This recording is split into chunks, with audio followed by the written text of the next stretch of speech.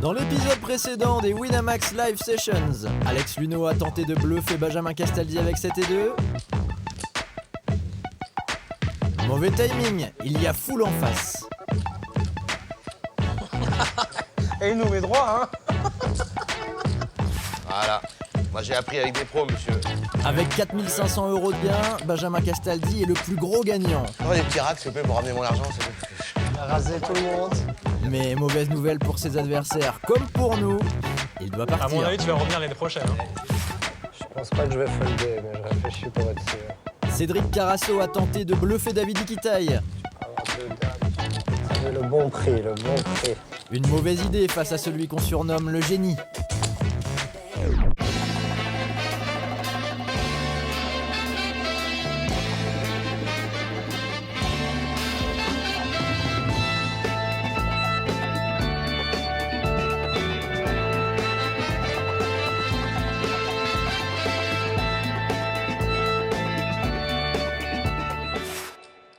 Benjamin Castaldi est parti et il est remplacé par un joueur du team Winamax, Guillaume Diaz. Toute la dynamique va changer. Heureusement, Ludovic Laquet est là pour nous expliquer tout ça. Salut Ludo. Salut Harper, salut à tous. Qu'est-ce qu'on peut attendre de cette table maintenant que Benjamin Castaldi est parti ? La dynamique va changer, donc Benjamin jouait super loose, ça poussait les pros à aller voir énormément de flops avec des mains très très moyennes.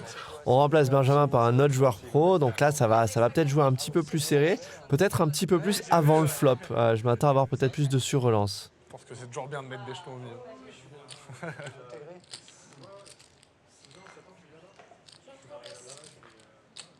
David Iquitaille à 6 et 3, pas sûr qu'il ouvre le bal avec cette main, ça reste quand même un peu léger.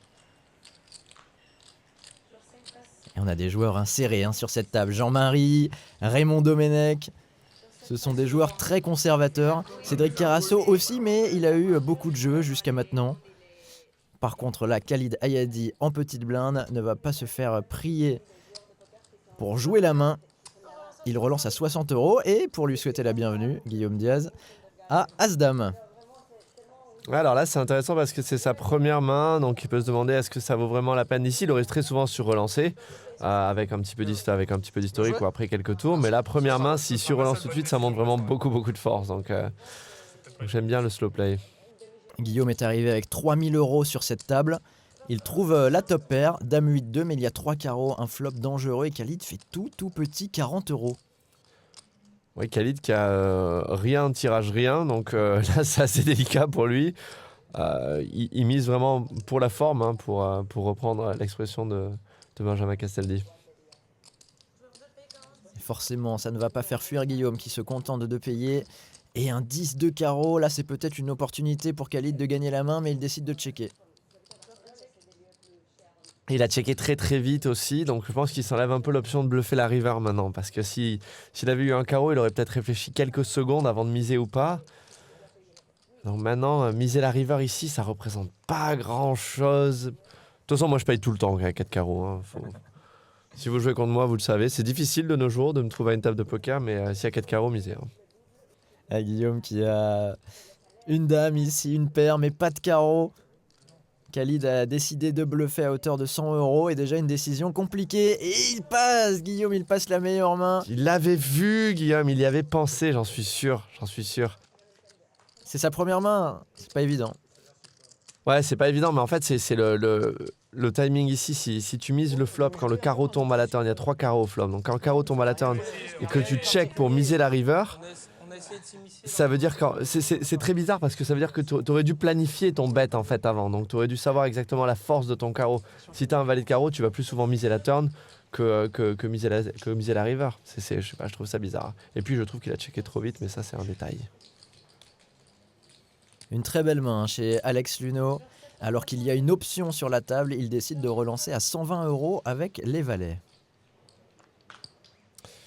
La Khalid quand même qui a envie de payer, mais il faut regarder la taille des tapis là avec l'option, la profondeur de tapis est pas top pour lui. Il se retrouve avec beaucoup moins de profondeur, un stack très petit à jouer après le flop, donc il décide de surrelancer. Et j'aime bien la surrelance plutôt que de payer ici, sauf qu'à mon avis là il est mal tombé contre Alex et Alex il va tout mettre. Tu joues combien demande Alex Luno. Ça risque de faire un peu de bruit. Mauvais timing pour Tapis. Khalid Ayadi. All-in chez Alex Luno. Ouais, 25 blindes, hein, ouais, ça part maintenant avec cette profondeur. Et voilà, bon, bah, Khalid qui se retrouve à passer. Passe pas un très bon moment, Khalid. Content d'être là, l'ami Khalid. 7 et 2. Ah, il aurait montré qu'il passait quand même. Non, mais si on regarde pas le résultat de la main, j'aime bien la surrelance. Il sait que. Enfin, il a un petit tapis, donc il peut prendre une décision très claire de passer. Il sait qu'il joue contre un joueur tight qui va pas 4 bet forcément très très light ici. Il y a beaucoup d'argent dans le pot à voler, c'est pas mal. Après, on n'est pas en tournoi, il n'y a pas d'anté, c'est moins intéressant. Mais là, il y a aussi une table très difficile où ça va pas être facile de gagner des coups. Hein. Il avait en tout cas un plan clair, ce qui est important au poker. L'important, c'est de planifier, pas d'avoir un plan. Il a vraiment plaisir. Pourquoi t'envoies trop toute la journée Ouais, ça, t'envoies tout. Mais comment tu conseilles les clients du coup 10 et 2 chez Jean-Marie au bouton. Donc tu lis des revues. Ah, il va relancer le qualifié Wham Poker, lui qui s'est vu offrir 2000 € par sa communauté, relance à 50 €. Il a du crédit, c'est bon, il peut relancer. C'est pas du tout une mauvaise. Personnellement, j'aurais aussi relancé. Et je pense que le seul problème ici, c'est le facteur belge. C'est lui, le facteur belge, David Iquitaï, l'homme qui ne passe pas une main et qui veut mettre la pression sur le joueur qualifié, justement. Il prépare une surrelance. Précisons quand même que Davidi n'était pas facteur. Il est un facteur de la partie. Et quand même, tu le dis, Jean-Marie ne joue pas une main et il se retrouve surrelancé par David Iquitaï. Ouais, mais ça, c'est parce qu'il ouvre le bouton. Hein. Davidi, il va exploiter ça. Mais je te dis, là, la dynamique a un petit peu changé. Maintenant, beaucoup moins de call et ça va beaucoup plus jouer pré-flop. Les deux premières mains, tout de suite, ça surrelance. Et Davidi qui a fait une petite frayeur à la table, il a montré un 7. Toute la table s'est dit mince, ça va nous coûter 40 €. Et non, il a caché l'autre. Ce n'était pas 7 et 2. Raymond Domenech qui est dans un moment difficile, là, qui n'a pas joué un coup depuis très longtemps. Il se refait la finale 2006 dans sa tête. Allez Raymond, visualise la paire d'as. Ouais, Tu sais que ça existe la gomme. ouais, mais j'étais la bizarre dans l'école, tout le monde avec les vidéojeux et jamais. J'ai découvert très tard Mario Bros. Ouais, ou tout ça. J'étais très jaloux parce que, oui, vraiment, jamais j'ai eu une vidéojeu. 9 et 8 de carreau, premier de parole. Une main qu'on relance, Ludo? Oui, bah, il a une très bonne image, Alex. Ça joue beaucoup plus serré là tout de suite, hein, donc on va moins avoir de coups multi-way, puisque si tu regardes les deux joueurs vraiment amateurs, ils sont très serrés. Les autres, ils vont jouer quand même assez en ligne, ça va jouer moins fantasque, en tout cas il va être moins souvent payé, donc oui, il peut commencer à relancer. Guillaume Diaz, après As-Dame, trouve As-Valet et il opte pour un simple call. Voilà, vous voyez tout de suite, c'est très très sérieux, hein, les rois d'e-soft, tout ça, ça joue en ligne. Ah, qu'en dit le facteur? Même le facteur passe. Et il est en train d'envoyer un petit texto à Benjamin Castaldi. Reviens s'il te plaît, je te paye le cachet de ton émission avec Cyril, mais reviens sur cette table. T'es parti avec notre argent. Et le coup intéressant, c'est que Raymond, qu'on a vu un peu impatient et fatigué, il a payé pour aller voir ce flop avec 9 et 4 de cœur. Et il aime bien défendre ses grosses blindes, Raymond Domenech. Un flop 3-3-2. Tu l'as dit, Ludo, ce sont des flops sur lesquels aime bien miser Alex Luno. 150% sûr qu'il va miser le flop. C'est respecté, il se saisit de jetons. Il y a 190 € au milieu. Il prépare une petite mise, 70 €. Puis sachant qu'il a pas le... Il joue contre aucun des deux joueurs qui étaient dans le coup quand il a misé le flop contre la paire de 7 et la paire de 10 de Davidi et de Cédric Carasso. Donc Guillaume ne sait pas, il vient d'arriver. Et donc il reste à sa stratégie initiale, Alex. Et si ça tombe petit, que c'est très dry, on met au moins un barrel. Et oui, dans l'épisode précédent, Alex Luno qui avait bluffé avec Roi Valet sur le même type de tableau. Là, on a un 7 sur le turn qui n'arrange personne. Ouais, c'est des coups de tournoi, de pro assez classiques où où Alex, il a sa stratégie optimale. Donc soit il en met toujours 2, soit il en met plus aucun. Là, il n'a pas pris du tout d'équité à la turn, donc je pense que je suis assez d'accord avec la décision d'abandonner le coup. Alors ce que tu dis par là, par équité, c'est s'il y avait eu un carreau, s'il y avait eu une carte qui lui donne un éventuel tirage, là il aurait pu miser à nouveau. Voilà, là pour Alex là, il a un tirage pair, quoi. Donc c'est pas assez pour penser à miser encore. Et Guillaume qui avait payé avec hauteur as sur le flop à la meilleure main, toujours sur cette river, à voir si oui ou non. Alex Luneau tente un bluff pas évident une fois qu'on a checké le turn. Alors il sait qu'il est très souvent contre hauteur as ici, donc ça dépend quelle est sa fréquence de bluff, ça dépend quelle est sa range de relance en premier de parole, qui va checker les turns. Si il check toujours la turn avec des cartes qui n'ont pas de 6 ou qui ne sont pas 4 et 5, 4 et 5 il aurait misé la turn. Est-ce qu'il y a des 6 ou des 7 dans sa range ou des paires? À Alex Luneau, moi je pense pas ici, donc ou très très peu. Donc je pense qu'ici, si j'étais à la place de Guillaume, je me poserais la question de payer. Après, Mais c'est très intéressant là ce qu'il fait parce qu'il mise tout petit 80 € avec hauteur 9, ce qui ressemble à une invitation, et c'est peut-être la force du coup là de sa mise.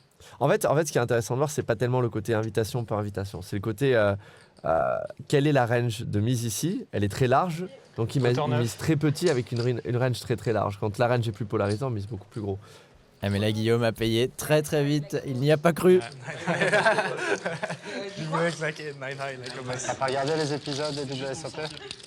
Non, j'ai pas regardé, mais il paraît que c'est ouf ce qu'a fait l'autre là. Pas la finale spécialement. C'est William Cassouf dans les épisodes. Il disait 9-9 like a boss. Et que se dit Guillaume alors quand il voit cette mise? Parce que là il a payé finalement très vite lui avec sa hauteur as. Bah, il se dit c'est quoi ce 6? S'il avait pris les piques à la turn, il aurait misé. S'il avait 4 et 5, il aurait misé. S'il avait une grosse paire, il aurait misé pour value. Il se dit bon, c'est très bizarre, il n'y a pas de 6, il n'y a pas 4 et 5, il n'y a pas backdoor pick. S'il a 6, tant mieux, bien joué, il relance pas à 6 UTG. Voilà, il se dit je paye quoi. Et j'ai bon. Non, il peut perdre contre quoi? Si c'est 8, si c'est 9 UT, est-ce que c'est relancé si c'est 9 UT UTG? Il n'y a pas énormément de mains dans la range d'Alex Luneau ici qui perdent. Est-ce que peut-être Alex Luneau peut miser As-3 ou As-Dame en value? Oui, peut-être. S'il l'a fait, tant mieux. Cédric Carasso, premier de parole, se chauffe un peu, As-6 dépareillé, relance à 60 €. Davidi a payé avec 10 et 5 de trèfle, on ne se refait pas.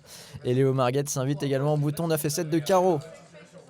Ouais, Davidi qui a changé de cible et Cédric, il va falloir qu'il fasse un petit peu attention à cette table-là parce que là, du coup, préflop, ça joue quand même plus solide et il peut pas se contenter de jouer sur l'image. C'est du cash game, on vole pas les blindes. En tournoi, on peut voler les blindes avec des mains un peu pourries juste en utilisant son image. Là, à 6 dépareillé au premier parole, c'est vraiment beaucoup trop loose et dangereux. Après, il aime très bien toucher le flop. Alex Luneau avait défendu sa grosse blinde avec Dame Valet sur ce flop As-Roi-3. Oui, c'est Cédric qui a la meilleure main, il mise 120 € et Davidi, hauteur 10, kicker 5, se dit bon, peut-être un petit quelque chose à faire là ici.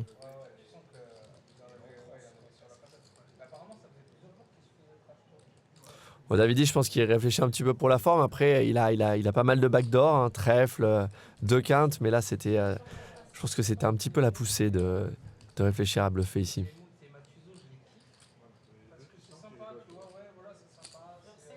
Waouh, et Léo Marguette qui, elle, décide de payer au bouton avec hauteur 9. Elle veut aller bluffer Cédric Carasso.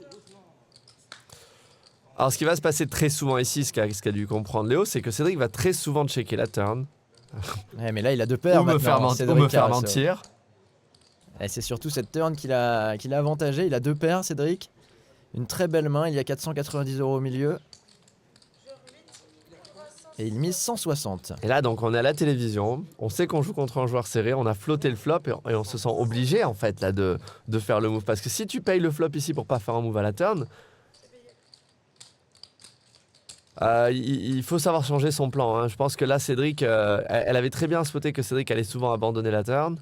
Mais là, il a misé. Il monte pas mal de force. Il faut faire attention.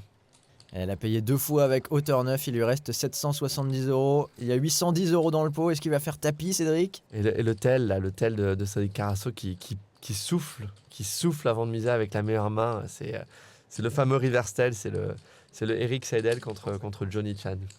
Oula, ça remonte à quand ça? Je sais plus. Dans les années 80. Il mise 250 €. Cédric Carasso. Et là, Léo Marguette, c'est compliqué, hein. C'est tapis ou rien. Avec sa hauteur 9, elle va pas avoir la meilleure main. Fais pas le trick de 5 minutes. Ouais, non, c'est raté. C'est raté ce double flotte. Elle a payé 2 fois avec hauteur 9 pour bluffer la river, mais elle n'en a pas eu l'opportunité. Ah, il montre encore, Cédric. Ouais, n'essayez pas ça chez vous, hein. C'est un petit peu d'impatience de la part de Léo. 2 dernières mains. Après, je dois aller m'entraîner, moi, parce que moi, j'ai un travail. Hein. Et c'est un travail aussi d'être joueur professionnel de poker, Cédric. Mais on te laisse partir très vite, rejoindre les Girondins de Bordeaux. Encore 2 mains. Non, ben non. Et là, il a encore créé un petit peu de metagame parce que c'est les 2 dernières mains. C'est un joueur amateur qui s'en va. On ne sait pas qui va le remplacer. Qu'est-ce qui va se passer sur ces 2 dernières mains? Qu'est-ce qui va se passer si lui, il a une grosse main? Comment il va la jouer? Ça change tout là. Et on va voir s'il touche ou non. Un beau jeu. Tout part de Jean-Marie, le qualifié Wham Poker, qui a 7 et 8, je l'imagine mal, joué cette main. Derrière l'option de Guillaume Diaz, à peine arrivé, qui tente déjà de mettre de l'action. David Iquitaille a Dame 10 de pique et il relance à 120 €. Là, Léo avec 700, voilà, là vous voyez, Léo qui réalise que son tapis n'a vraiment pas la bonne profondeur pour payer ici, elle passe. Par contre, Alex Funo, revalé. Ah, bien joué. Sérieux. Et il joue serré, Alex Funo, il joue bien. Et 2 dernières mains, du coup, on a envie de voir des flops. Là, Cédric Carasso qui paye avec 8 et 7 de carreau, hors de position contre David Iquitaille. Bon courage.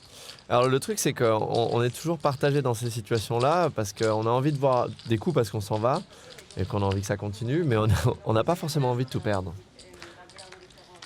Ce flop peut aider. Valet 3-2 avec 2 carreaux. Tirage couleur pour Cédric Carasso. Davidi, absolument rien. Mais il est toujours devant.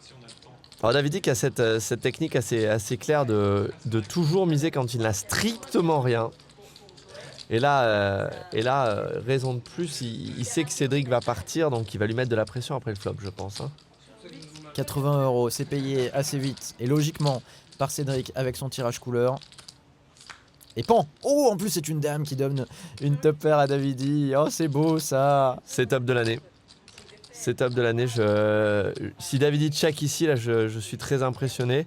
Je pense pas que checker soit la bonne décision contre la reine. Genre nous évidemment on est influencé, on voit la main de Cédric Carasso là. Je pense qu'ici à la place de Davidi je miserai tout le temps. Waouh, il check, le génie!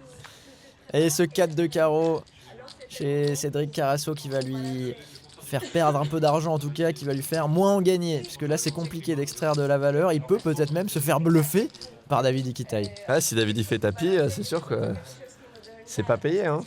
Mais Davidi a beaucoup de showdown value, comme on dit, il a une bonne main, il est assez content de montrer sa main. Il décide de checker. Allez, il check avec sa dame, ça ne va pas suffire. Il y a une couleur chez Cédric Carasso, hauteur 8, et c'est bien suffisant. Davidi qui a joué la main parfaitement, si on regarde les mains. Après, je me demande si c'était pas intéressant de miser la turn. Disons que si Carasso a paire de 7 ou juste un valet, il va tout le temps payer la turn. Et il y a pas mal d'argent à prendre dans ce spot-là. Après, on n'est pas obligé de faire très gros, évidemment. Je comprends aussi le côté de Davidi qui se dit il peut avoir des carreaux ou il va souvent passer. Mais il faut quand même prendre de la value, il faut prendre de l'argent quand on a à gagner. Dernière main, je la joue pas contre toi. Dernière main, ouais, je m'en vais après. J'ai un avion ce soir, les gars. Et c'est la dernière main et Cédric, on remet une couche, dernière main pour lui. En tout cas, il l'a annoncé. À Bordeaux. Je m'entraîne demain. Tu peux le dire parce que ça va être coupé en montage, comme ils savent pas quel jour. Ça va passer le jour d'un match en plus. Non, mais je joue pas, je suis à l'arrêt pour l'instant. Non, mais quand ils vont passer l'émission. Cédric Carasso convalescent avec une blessure récurrente au genou, qui a le temps du coup de bosser son jeu. Hein. Il nous a dit regardez beaucoup de vidéos stratégiques, il a très envie de progresser. Il joue essentiellement en Omaha. Il joue beaucoup online, Cédric Carasso. Hein. Et sa dernière main, c'est 6 et 4, il ne la jouera pas. As-5 de cœur chez Khalid, Et le retour de la bataille de blindes. mais avec une option qui a été posée. La grande bataille de blindes. 140 € chez Khalid. Et Dame Huître, qui est la main fétiche de David Iquitaï chez Jean-Marie. Est-ce qu'il va la jouer? Ça se joue en bataille de blindes en position contre un joueur assez loose. Après, Jean-Marie, il est assez tight, donc voilà. Ah, il est en train d'écœurer Davidi. Dame Huître. Bon, allez, moi j'y vais. Allez, je vais faire le tour de la table quand même. Toujours très classe, Bon, hein, merci. Cédric Carasso. Un vrai bonheur de l'avoir Merci. autour d'une table. Un joueur très réfléchi, posé et qui repart gagnant de cette session. Bravo, monsieur. Ouais, il a joué serré, il a fait un petit bluff, mais ça s'est plutôt bien passé pour lui. Session finie pour moi. Je vais rentrer à la maison. Ça s'est très bien passé. Ça a démarré fort. Après, il y a eu des coups plus ou moins bons. Mais un bon apprentissage, en tout cas, ça continue dans ce que j'essaye de faire depuis un moment. C'est d'apprendre un peu différentes choses. Et aujourd'hui, j'avais jamais essayé de cash game en live avec un niveau assez élevé. Aujourd'hui, c'est fait. On apprend beaucoup et c'est positif. On reviendra. On connaît tout le monde. Et toi, qu'est-ce que tu fais dans la vie? T'as bien raison. Ce que je veux quand je veux. T'as raison. Ça doit être bien. Je fais le métier que j'ai toujours adoré. Je critique les autres maintenant. Attends, à un moment, il faut bien retourner le truc. Après avoir été longtemps critiqué, c'est lui le critique désormais. Raymond, il se venge. Et je peux vous dire qu'il a beaucoup de travail. On le voit partout, Raymond Domenech. Et à la radio Europe. D'accord. Relance de David Iquitaï à 70 €. Premier de parole avec Dame 7 de cœur. Bon, ça suffit pour Davidi. C'est payé par Léo Margetts avec As-Dame, mais elle a vraiment un tout petit tapis là, Léo. Ça va être compliqué à jouer cette main. Ouais, bah, c'était déjà compliqué le call pré-flop. Hein. UTG +1 avec As-Dame, on se dit pourquoi j'ai pas recavé dans ce spot-là, parce qu'on n'est pas très bien. C'est pas une main qu'on a très envie de jouer. Après, c'est Davidi, donc elle sait comment elle joue quand même contre une range assez large. Et elle trouve une top pair sur le flop As-Roi-10. Et Khalid également, qui a payé depuis le bouton. Deux joueurs qui ont des tapis assez maigres. Donc Davidi décide d'abandonner. Il n'y a pas grand-chose à faire dans cette main pour lui. Voilà, Léo, elle est assez convaincue d'avoir la meilleure main, je pense. Est-ce qu'elle décide de checker pour laisser Khalid bluffer ou est-ce qu'elle n'est pas sûre de la force de sa main? C'est pas facile.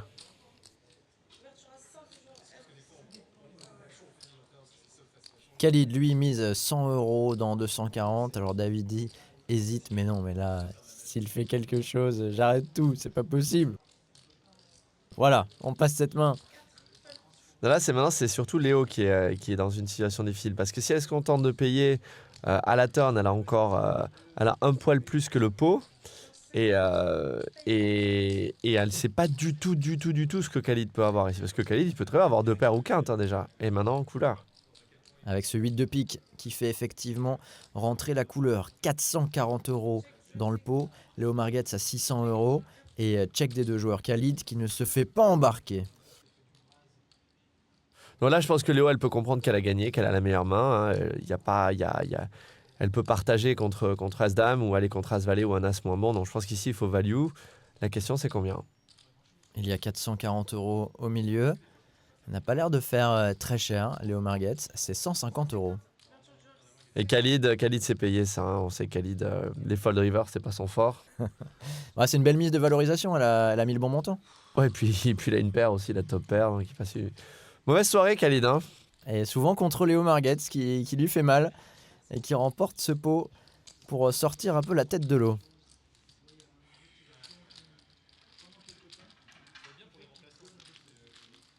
Elle s'en sort bien, Léo. Elle n'était pas au top avec son As-Dame. Deuxième de parole entre deux joueurs qui ont des gros tapis. Sur un board où il y a beaucoup de tirages, c'était pas facile.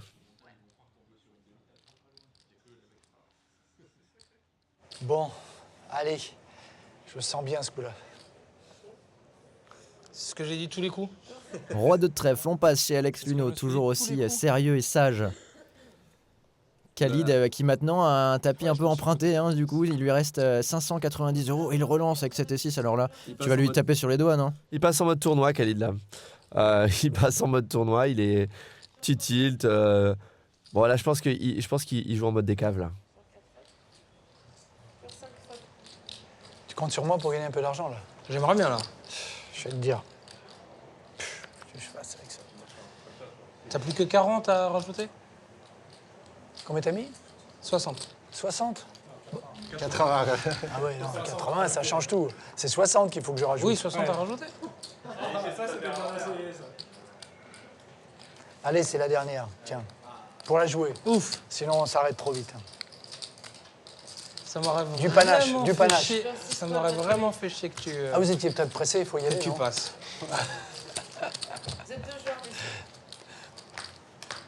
Bon, là, je te dis, t'es pas bien, là. À mon avis, c'est toi qui vas bien. Bon, t'as un as. En tout cas, je l'ai joué comme si. T'as joué comme si t'avais un as. Moi, je joue comme si j'avais 2 carreaux. Tu peux payer. Je peux payer, hein? Je peux pas. Une fois au moins, tu peux payer. Je peux pas. T'avais quoi? C'est la dernière. Hauteur 7. Quoi? Hauteur 7. Te voir. Tu me jures? Non, c'est vrai. Bon, c'est...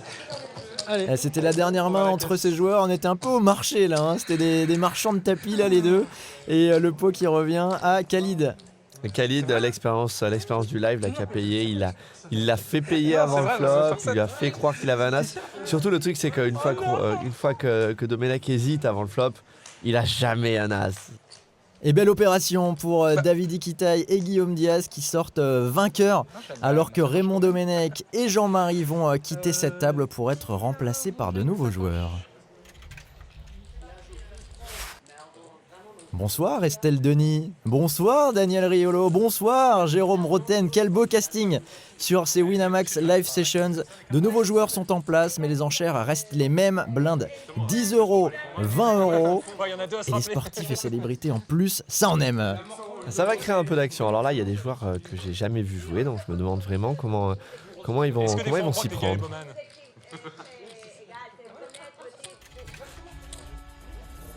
Bon là c'est super excitant, là j'ai joué la deuxième session, notamment avec Jérôme Roten qui, quand j'étais plus jeune, j'étais à fond dans le foot, je suivais énormément Monaco, l'ASM, et il était à la grande époque de l'ASM, qui a fait la finale de la Ligue des Champions. Donc ouais, super excitant de jouer à côté de Jérôme Roten, j'avais un poster de lui quand j'étais petit, donc ça va être sympa. Ah, je suis une grosse blinde. Il a la bonne place, à la place de Benjamin Castaldi, qui a gagné 4000. Et il est possible que Jérôme Roten soit lui aussi très heureux d'être aux côtés d'Alex Luneau, puisqu'il suit l'actualité du poker, il sait qui il est, et il a la position, Jérôme Roten, sur ce joueur, ça c'est un facteur important.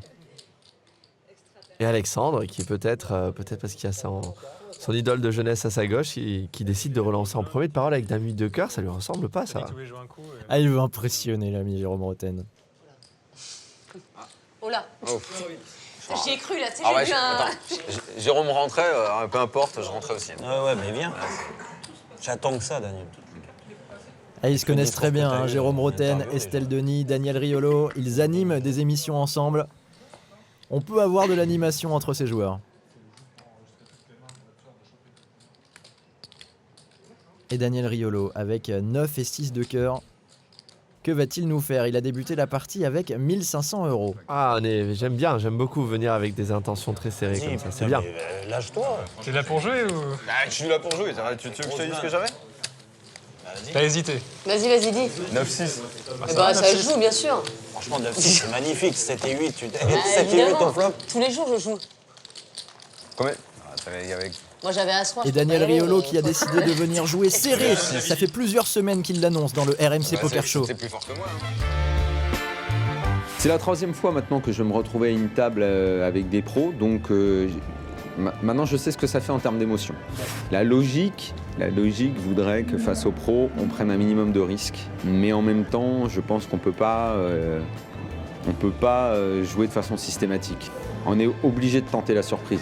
On est obligé de les surprendre. Si on joue en pensant bien jouer contre des pros, ils joueront toujours mieux. Donc il faut peut-être tenter de les surprendre en faisant des choses un peu plus fantaisistes. Oui, c'est normal qu'Estelle dise ça, et puis avec elle, je vais forcément être un peu plus élégant, quoi. Donc je vais lui prendre son argent, mais de façon méthodique, par épisode. Je vais pas tout faire d'un coup, pour pas être trop violent, pour pas être trop méchant avec elle. Jérôme, très franchement, ne m'inquiète pas du tout. Je pense que je suis là pour le raser. Je pense que ça va être une de mes cibles, forcément.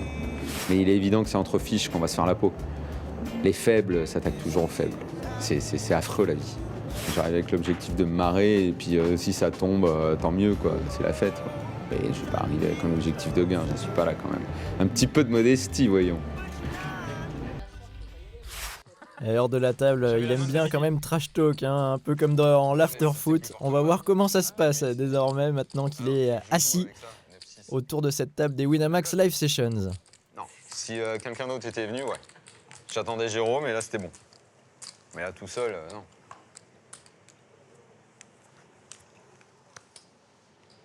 Ça joue plus tight que la première partie. Bah, les remplaçants ont l'air plus serrés. Ouais. Est-ce qu'ils sont si serrés? Estelle, oui. Daniel, ça dépend. Et je pense que Jérôme peut s'emballer à un moment ou à un autre. En tout cas, Guillaume, lui, ça le dérange pas. Oh non, bah 2 as, on est bien. Premier test. 60 € et chez Guillaume. Estelle, ah, sage. Si c'est 4 de cœur, on abandonne. Deuxième test. Si c'est 5 de trèfle chez Davidi, là par contre. Tout est payé. C'est payé.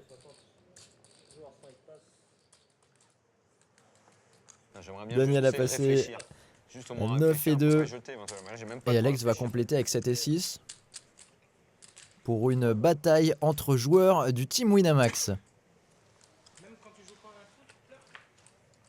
Oh, les 2 trèfles. Roi, valet 10, et ça c'est un flop dangereux, hein, même pour Guillaume. C'est pas vraiment ce qu'on veut voir quand on a 2 as. Non, c'est un flop, c'est pas un flop qui va adorer. C'est intéressant le call pré-flop ici d'Alex Huneau. Il a complètement raté le flop, mais je pense que s'il a fait ça, c'est qu'il avait quand même un plan de changer complètement sa range contre les 2 pros pour être illisible. Après, ça m'étonnerait qu'il fasse quoi que ce soit ici. Et Guillaume qui a décidé de check avec 2 as, est-ce que c'est quelque chose que tu recommandes? Ouais, je trouve que c'est super bien joué parce qu'en fait, il va laisser Davidi miser très souvent. Il va surtout prendre une info gratuite. Ici, si tu mises, tu fais grossir le pot, tu sais pas contre quoi. Tu sais pas, tu peux être contre 2 paires, tu peux être contre quinte, tu peux être contre une paire et un tirage ou simplement un tirage. Le problème, c'est que dès que la turn tombe, le pot est beaucoup plus gros et t'as aucune idée de contre quoi tu joues. En checkant, tu donnes l'initiative, tu élargis la range adverse et en plus, tu prends une information. Voilà un turn rassurant pour Guillaume. Un 5 de carreau qui a donné une paire à Davidi, un river 3. C'est bien Guillaume qui a toujours la meilleure main et Davidi lui a décidé de calmer un peu le jeu, hein, de voir gratuitement la river avec son tirage et sa paire. Ouais, alors là Guillaume qui est dans une situation où il a envie de bet. Alors le problème c'est que quand on est parti sur une approche assez passive sur ce flop là, quand on mise à la river, on dévoile un petit peu son plan. Guillaume Diaz qui remporte cette main, lui qui a gagné sa place dans le team Winamax en remportant la compétition Top Shark. Il est désormais un joueur à part entière de l'équipe. Je suis sponsorisé chez Winamax depuis maintenant 4 ans et je suis joueur de tournoi à la base, principalement online, et maintenant je me consacre aussi aux jeux de live. Et donc aujourd'hui on va jouer une partie de cash game, donc qui est un peu différente de ce que j'ai l'habitude de jouer, mais on va s'adapter. Je sais qu'il y a des joueurs récréatifs, notamment des sportifs, que ce soit Jérôme Roten ou Estelle Denis, qui sont un peu plus faibles et qui vont avoir plus de faiblesse que les joueurs pros. Donc on va essayer de se concentrer sur ces joueurs-là, de jouer assez loose contre eux, de jouer beaucoup de mains contre eux et de jouer un poker optimal contre les joueurs pros et essayer d'éviter les grosses rencontres. Jouer contre des personnes comme Daniel Riolo ou Estelle Denis qu'on voit tous les jours à la télé, c'est vraiment quelque chose de particulier et d'assez spécial, surtout qu'eux nous connaissent aussi via le poker. Donc je pense que ce sera principalement moi le fan, notamment Roten, dont j'étais grand fan quand il était au PSG à l'époque.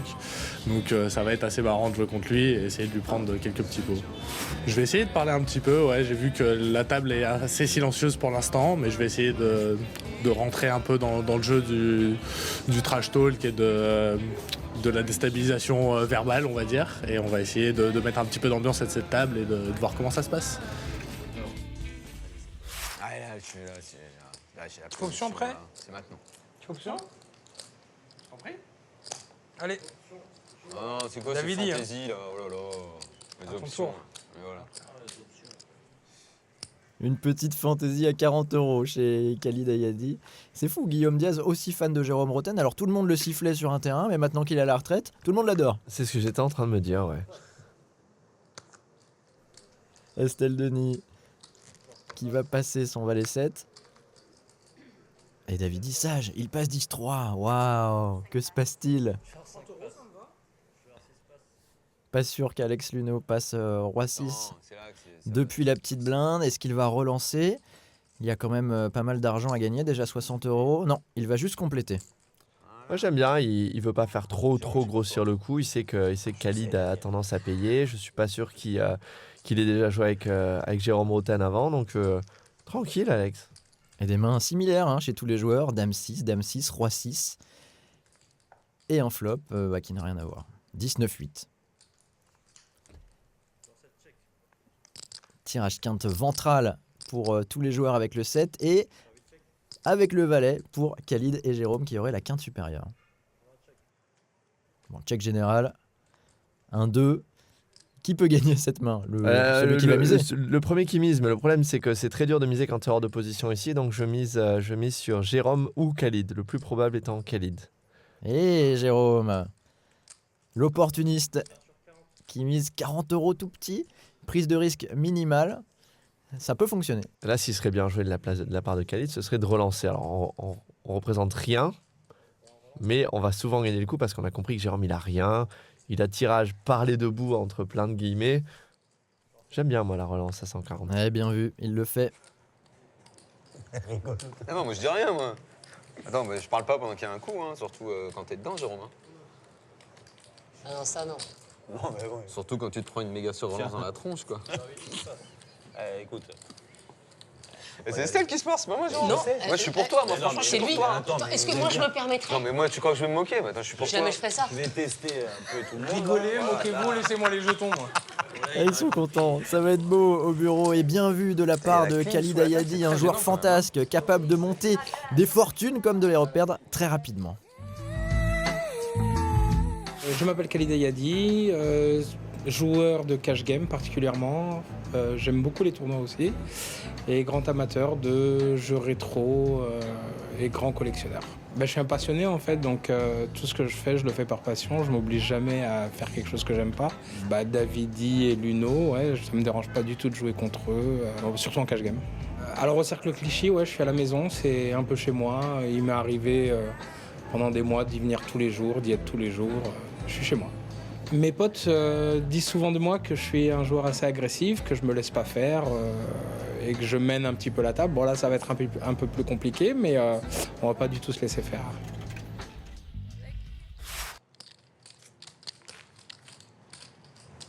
Moi j'ai dit, tu rentres, je rentre. C'est systématique. Moi, j'attends Estelle. Je rentre jamais moi. Bah ouais, c'est ça, mais les deux là. Le moment viendra. On m'avait annoncé, Jamais. on m'avait Le annoncé moment que- viendra. Jérôme, ça fait 10 Je minutes pense, qu'on joue. je te jure. On va pas s'enflammer non plus. Bah non, bah ça c'est sûr L'année que là, dernière, tu j'ai fait t'enflammes tapis à pas, la quoi. première main, j'ai tout perdu. Déjà, pour moi, la bordure est trop haute, j'arrive même pas à regarder mes cartes. Donc je me concentre déjà sur. À la bataille, Estelle Denis, Daniel Riolo, Jérôme Rotten. Enfin, en tout cas, ça parle beaucoup. Après, on va voir si vraiment ça se matérialise par de l'action à table. J'en doute un peu. C'est bien, ils se mettent la pression. Et 7 et 2 chez Estelle. Elle est au courant qu'il y a un jeu instauré sur cette table. Si jamais elle remporte la main avec ses cartes, elle remportera 40 € de la part des autres joueurs. Je suis très curieux de voir le plan d'Estelle Denis. Si c'est ce que je crois, si elle a simplement payé pour faire une sur-relance, c'est très bien joué. Elle a juste payé 20 € effectivement et elle va peut-être avoir une opportunité de relancer derrière puisque David Iquitaille a fait 90 € mais juste UTG plus 1 donc dans une position précoce, ça peut faire peur quand même. Ça peut faire peur. Après, on connaît le jeu, quoi. On sait qu'on est là pour prendre un gros risque avant le flop et abandonner après. Il n'y a pas énormément de risques post-flop si on s'emballe pas trop. Donc là, je pense que si Jérôme Rotten paie, Estelle, elle a tout intérêt à mettre une grosse salve, hein, 300, 380, un truc comme ça. Et Khalid est intéressé également depuis la petite blinde. Il va payer. Ah, le coup devient parfait pour elle. Et Guillaume qui se dit bon j'ai 70 €, il peut y avoir 5 joueurs. Pourquoi pas avec 8 et Guillaume 6? a rien dit encore? Et Guillaume a rien dit? C'est quoi la relance de base? 90, David? Attends, Guillaume, il a aussi un spot de surrelance. Hein. Ah, il est en train de réfléchir, tu crois, à placer ce qu'on appelle un squeeze, donc derrière une relance payée plusieurs fois, une sur-relance. C'est mieux de surrelancer ici avec 8 et 6 que de se contenter de payer. Parce que 8 et 6, ça va pas souvent gagner après le flop. Un coup énorme! Putain, Jérôme, tu touches le flop, tu lui défonces! Tu lui défonces! C'est maintenant! C'est maintenant, moi, t'aurais dû rentrer. Mais ouais, tous les petits coups que t'as perdus avant, c'est rien. Ah, T'oublies. C'est rien, c'est celui-là. C'est maintenant, là. C'est celui-là, oui. Allez, regarde le pot, là. Combien il y a là-dedans, là? 90, 1, 2... Et Guillaume a payé. Et Estelle, non, n'a pas envoyé le cachou. Elle a simplement payé avec 7 et 2, 450 € au milieu. Estelle, il fallait faire 400. Il fallait faire 400. Tu aurais gagné tout ce qu'il y a dans le pot, 450, plus 280. Alors, un flop 19-6. Jérôme Roten à la top pair. Estelle Denis, bon, pourquoi pas, avec un 8, elle pourrait trouver une quinte. Guillaume a une paire et un tirage quinte par le ventre. Et puis David Ikita, il a la plus petite paire.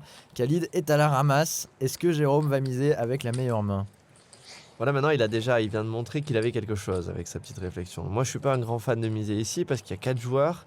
Tu vas être payé une ou deux fois et tu te retrouves tout de suite avec 800 dans le pot et il te reste à peu près 1000 à jouer, quoi.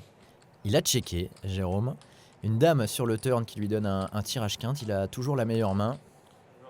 Cette fois-ci, je pense qu'il va avoir un check un poil plus facile. Et on va peut-être aller jusqu'à la river. Oui, c'est le cas. Toujours 5 joueurs. Une river. Le roi pour dame. Ça change tout. Tant mieux pour Jérôme, qui a toujours la meilleure main. Oui, il a toujours la meilleure main, mais il faut encore pouvoir la montrer. Là, je pense qu'il y a tout le monde a envie de bluffer maintenant. Ouais. Et Khalid, c'est le joueur qui a la moins bonne main parmi les 5. Et c'est lui qui va miser. Il y a 450 et j'ai l'impression qu'on va avoir une salve assez énorme s'il arrive à faire passer tout le monde. En fait, il a une très bonne position parce qu'il a tout de suite après lui Guillaume et Davidi qui ont vu que Jérôme avait hésité. Donc ils peuvent se dire, entre lui et Jérôme, il y en a forcément un qui a une meilleure main que moi. Et c'est très difficile de payer ici avec quoi que ce soit. Encore plus difficile de décider de rebluffer. Et Davidi qui s'interroge quand même. Il se dit mon 6 est peut-être bon. Il passe. Ah, il fait passer Jérôme. Bravo Khalid, c'est extrêmement bien joué. Il avait la moins bonne main parmi les 5. J'avais 7 et 2, c'est pour ça que j'y suis allée. Mais oui, c'est pour ça. J'étais comme... Ah, t'avais quoi, là? Dis-le qu'à moi. Moi, tu peux me dire, moi. Je suis dingue. Tout ça pour gagner 40 C'est une balles. belle surprise, en tout cas. Là. Il a pris les 2 pros en sandwich, Khalid. Et c'était super bien joué. Il a misé dans 4 joueurs. Il a créé beaucoup de... Il a montré beaucoup de force et de crédibilité dans ce coup. Et même Davidi ou Guillaume, s'ils avaient eu une main, je pense que ça aurait pas été facile pour eux de payer ici. L'IPTG 500. Et Estelle, du coup, qui n'a rien pu faire là avec son 7 et 2, elle aurait dû se relancer avant le flop. Après, c'est une question de risque. Hein. Est-ce qu'on a vraiment envie de jouer, de rentrer dans cette game? Le 7 et 2, c'est bien parce que ça crée un petit peu d'action. Après, si c'est pour risquer 1000 balles à chaque fois, c'est dangereux. Il y avait un bon spot pour faire une sur-relance à 400, avec 250 à peu près à prendre dans le pot, plus 240. Elle a besoin de gagner une fois sur 2. Je pense qu'elle l'aurait gagné plus souvent qu'une fois sur 2. Donc oui, c'était un risque à prendre. Et Léo Marguette qui a désormais un tapis un peu plus confortable, qui se contente de payer l'option à 40 € avec sa paire de 6. Alex Luneau devrait sanctionner un peu tout ça avec une relance. 160. Alors, ça joue pas Jérôme Roten avec Dame Valet? Je pense qu'il a très très envie de jouer, Jérôme Roten. J'ai déjà vu que dans ses tels physiques que c'est quelqu'un qui a envie d'aller voir des flops. Il n'est pas venu là pour passer Valet Dame pré-flop, Jérôme Roten. Éclaire-nous dans les tels physiques, qu'est-ce que tu as vu exactement? Ouais, il reste bien engagé, tu vois, il est vachement proche de la table, il est là, il regarde tout, il est pas comme Raymond Domenech un peu plus tôt qui était très au fond de sa chaise, un peu dans l'attente. Un joueur offensif, Jérôme, comme au foot. Ça, c'est la crédibilité que t'as. Khalid a payé avec 5 et 3 de trèfle. Maintenant qu'il a un peu plus de jetons, il se permet des petites fantaisies. Oui, regarde là, ce payé-là. Et là, oh là là. Moi, c'est les gros coups que je joue. C'est les gros coups. Celui-là, prends-le, celui-là. T'es rentré dans toutes les mains, gagne un truc quand même. Et Daniel qui chambre Jérôme Roten, les deux partenaires de l'after. Et un flop à 6-4, jackpot pour Léo Margetts, tandis qu'Alexandre Luneau a une top paire, ça peut faire du dégât. Et le tirage quinte chez Khalid par les deux bouts. Ouais, donc ça à mon avis, c'est pas le coup que Jérôme Roten va gagner celui-là. 2%. Mais ça peut créer pas mal d'étincelles, ouais, parce qu'en plus il n'y a pas beaucoup de tirages, donc ça va sûrement slow play, donc ça va sûrement y avoir beaucoup de joueurs à la turn. Est-ce que Khalid va miser? Non. Ah dommage. Check général alors que tout le monde a un jeu énorme et c'est un 9 sur le turn. Voilà, Léo qui check à nouveau, son brelan. Alex qui va très probablement miser maintenant ici, à essayer de prendre un petit peu de value. Ça va être intéressant de voir si Khalid paye, donc je vois très bien Khalid payer ici parce que sa main est très déguisée. Et là, est-ce que Léo va décider de slow play à nouveau? Ce serait tellement bien joué si elle se contentait de payer et qu'elle recheckait la river. Et une mise à 320 € payée, il y a 1350 € au milieu. Il n'y a pas tant de tirage, hein. C'est tentant quand même de slow play. Je pense qu'ici c'est optimal de slow play. Après, on est perdant, ça fait longtemps qu'on joue. Est-ce qu'elle a vraiment envie de se mettre mal de tête river? Moi je pense qu'ici, slow play, c'est la meilleure décision. Et elle décide de payer. 1670 € dans le pot, l'air de rien, ça grossit doucement mais sûrement, et là on est impatient de voir la river. Ah, un as, waouh, on n'y avait pas pensé à celle-là, ce n'est pas une quinte mais c'est un as qui donne un full à Léo Margetts, c'est un brelan à Alex Luneau qui doit se sentir serein. Si Alex Luneau ne mise pas ici, je comprends pas pourquoi. Je pense qu'ici il pense avoir vraiment de loin la meilleure main. Il peut checker pour laisser Khalid bluffer, c'est vraiment la seule raison, mais ici qu'il y a tellement souvent quelque chose chez Léo ici, il peut pas s'attendre à être contre full, donc il y a tout intérêt à faire un value bet dans les 900 à peu près, dans les 800-900. Et c'est ce qu'il fait, 800 € chez Alex Luneau, et là, bah, formidable, on a 1610 €. Et surtout là, il faut pas se contenter de payer, parce qu'elle perd que contre As-9, Léo. Il faut se rappeler quand même que sur ce flop-là, Alex Luneau a décidé de checker, donc il n'y a pas de cas où il avait deux paires au flop. Disons que des fois, c'est bien de se coucher, tu vois. Tapis chez Léo Margetts, 1610 €, et là, Alex Luneau, on connaît le joueur mathématique, il y a un problème de code du pot aussi, il va réfléchir les mains avec lesquelles Léo Margetts fait tapis, il a 810 € ajoutés dans un pot qui fait 4080. Il est en train de se dire, bah alors si elle fait tapis avec As-Valet, As-10, c'est bon, est-ce que ça arrive, oui ou non?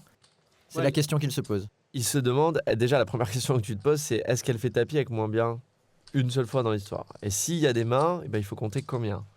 Combien il y a de mains qui me battent, combien il y a de mains que je bats, et combien de fois il y a la même main. Et en fait, tu utilises ça pour faire ton call, ou ton fold. Et je pense qu'ici, Alex Luneau va probablement trouver un fold.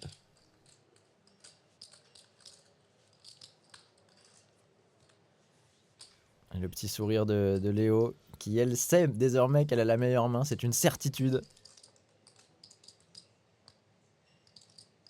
Et là, il faut se souvenir de l'action avant le flop, parce que Léo, elle avait simplement payé. Donc, elle peut avoir As-2, As-3 suité, elle peut avoir une petite paire de 4, de 6, qu'elle aurait joué exactement comme ça.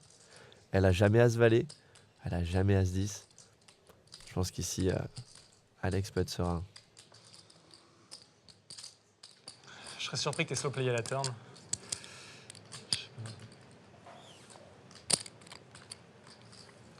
Je paye pour la cote. Ah, Et oui, le joueur mathématique qui paye pour la cote, mais là, non, Léo Margetts avait un full, la meilleure main. Ah, je sais pas comment tu joues. Des fois, je vois des gens chauver moins bien ici. 10 € de plus. Et il l'imaginait faire tapis avec une moins bonne main. Voilà, les As-2, les As-3, il les a mis dans la range possible de Léo Margetts, mais sur ce coup-là, ce n'était pas le cas. Tellement relax pour moi parce que dans tous les... bon, en flop, turn et rivière, je savais que j'allais gagner. Et ouais, bien sûr, ça donne de la confiance et c'est joli. Un pot énorme, remporté par Léo Marguetz qui lui permet de revenir presque à jeu. En revanche, Alex Luneau est notre plus grand perdant, lui qui est considéré comme le meilleur joueur de cash game du monde. Est-ce qu'il a bien joué la main? Réponse dans l'œil de Ludovic Laquet. Quelques clés pour prendre une bonne décision river. Mettons-nous à la place d'Alexandre Luneau dans sa main contre Léo Marguetz. Avec son brelan, il n'a pas une décision si évidente. La première chose qu'il doit regarder, c'est les bluffs. Avec quoi mon adversaire peut bluffer dans ce spot. Et là-dessus, tout le monde est d'accord. Pratiquement aucune main n'arrive à la river et décide de bluffer de cette manière. Deuxième chose à regarder, avec quelle main est-ce que Léo peut nous battre dans cette situation? Léo, dans ce spot, nous bat uniquement avec un full ou as-roi en main. Maintenant, il y a une troisième catégorie de mains qu'il faut analyser et qui est cruciale pour cette décision. Avec quelle main moins bonne est-ce que Léo peut faire ce move en pensant qu'elle a gagné? Et dans ce cas-là, Alex Luneau est persuadé qu'elle peut avoir pas mal de mains et c'est pour ça qu'il décide de payer. Cette fois, ce n'était pas la bonne décision, mais n'oubliez jamais de prendre en compte les trois catégories de mains.